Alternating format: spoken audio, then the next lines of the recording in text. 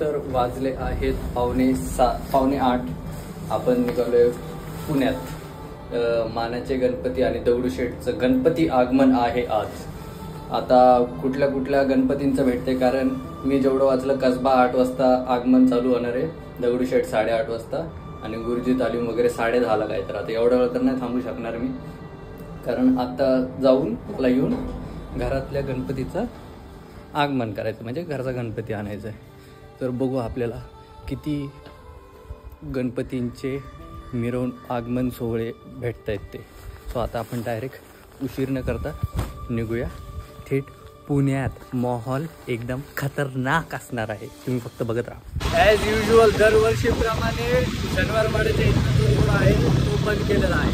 So आपण आता मागून घुसणार आहे, म्हणजे कुंभारवाड्यातून आपण असं स्ट्रेट जाऊन पॅरलल रोडला जाऊन आपण दगडूशेठच्या म्हणजे परसखान्याच्या अलीकडं आपण पोहोचून गाडी लावू शकतो.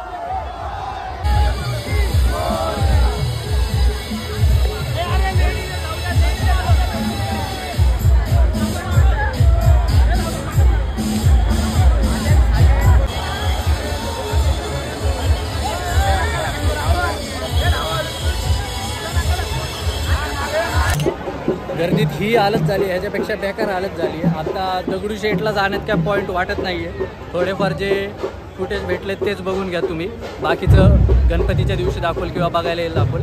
सध्या आपण आहे भाऊ रंगारीच्या समोर. पुनीत बालन, जर तुम्ही ते ऑक्सी रिचवरती नावं जे वाचले असतील तर पुनीत बालन ग्रुपचा हा गणपती आहे. सो गणपती एकदम भारी अशी मूर्ती आहे, एकदम रौद्र रूप धारण केलेला गणपती जो आहे मानातल्या गणपतींपैकी. भाऊ रंगारी मानातले गणपती 5 गणपतींमध्ये येत नाही, त्याचा वेगळा इतिहास आहे, तो तुम्ही गुगल करून बघा. पण मी तुम्हाला मूर्ती जर असेल, आता दिसत तर नाही, लांबून जवळ जाऊन बघतो, जर असेल तर दाखवतो.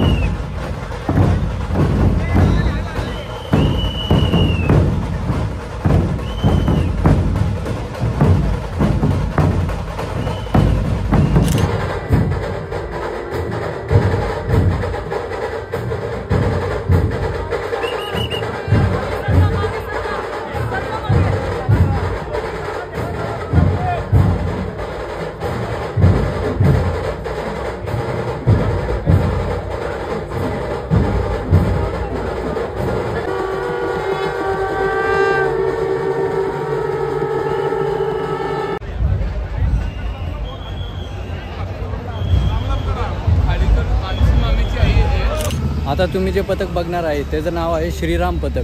ते नाथ ब्रह्म किंवा कलावंतसारखं सुप्रसिद्ध नाही, पण त्याची एक खासियत म्हणजे ही आहे की त्या पथकात फक्त आणि फक्त मुलं किंवा पुरुष फक्त असतात, महिला वगैरे नाही आहे. आणि त्या पथकाचा आवाज जो आहे ना, तोड आहे हे बघा.